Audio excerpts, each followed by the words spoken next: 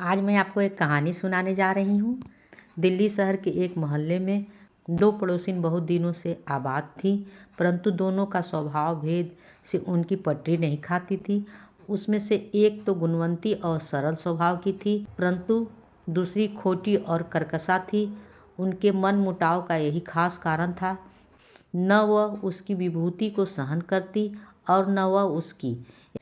यहाँ तक कि कर्कशा हमेशा सरला की हंसी उड़ाया करती थी। जब वह किसी प्रकार से सरला को न दबा सकी तो एक दिन उसने अपने लाडले पुत्र की हत्या कर चुपके से उसे भला मानस के घर छोड़ आई।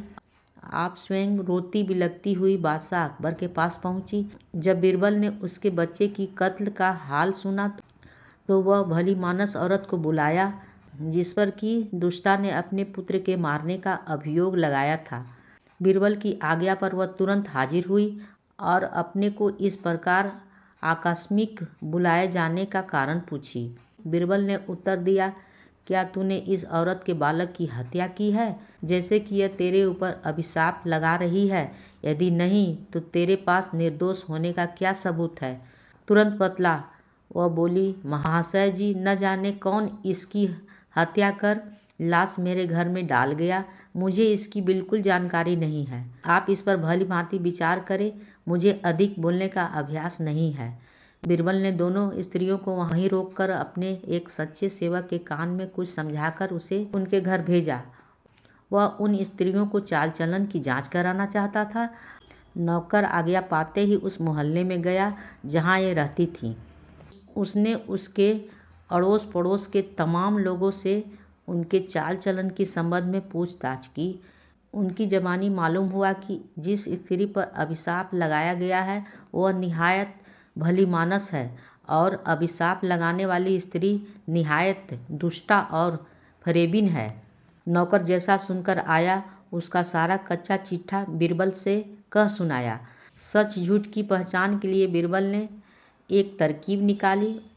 उसने पहली भली मानस स्त्री को बुलाकर पूछा, यदि तूने सचमुच इस बालक का वध नहीं किया है तो अपने सारे वस्त्र उतार कर एक तरफ अलग खड़ी हो जा। वह बोली, मंत्रीवर, मैं चाहे कल की जगह आज ही मार डाली जाऊं, परंतु मुझसे यह नहीं होगा। मैं मरने से उतना नहीं डरती जितना निर्जलता से। तब बीरबल ने दुशीला यानी दुष्टा औरत को बुलाकर पूछा, यदि तू जानती है कि सचमुच इसने ही तेरे बालक का वध कराया है तो इस सभा के बीच अपने सारे वस्त्र अलग फेंक कर एकदम नग्न खड़ी हो जा। वह तुरंत वस्त्र उतार कर फेंकने को उद्यत हुई। उसकी ऐसी निर्जलता देखकर बीरबल स्वयं शर्मिंदा हुआ और उसे वस्त्र उतारने से रोका। उसको निश्चय हो गया कि इसी ने बालक का वध किया है। बीरबल ने सिपाहियों को उसे पीटने की आज्ञा दी। उसके दोनों हाथ पांव बांध दिए गए और सिपाही मारने को उद्यत हुए। अब तो दुष्टा स्त्री का होश ठिकाने आ गया और उसने तुरंत अपना कसूर स्वीकार कर लिया। बादशाह अकबर को उस मक्कार की काली करतूत पर बड़ा रंज हुआ, इसलिए उसे कारागार भुगतने की सजा दी और उस स्त्री को पुरस्कार देकर विदा किया। कहानी होती है समाप्त।